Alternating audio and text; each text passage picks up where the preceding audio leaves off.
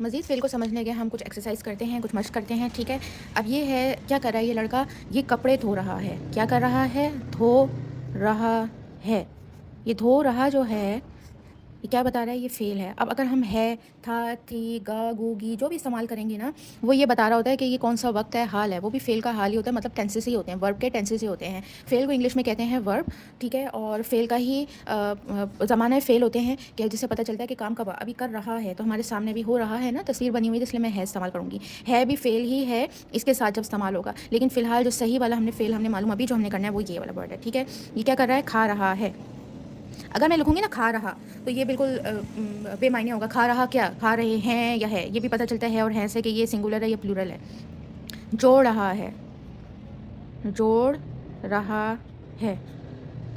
पका रहा है, ये पकाना क्या हुआ? फ़ेल हुआ। पका रहा है, पका रहा था भी होगा, पका रहा होगा भी हो सकता है, ठीक है। साफ़ कर रहा है, कर रहा है, ठीक है। और ये क्या है? उठा रहा है, कचरा उठा रहा है, ठीक है। उठा रहा है।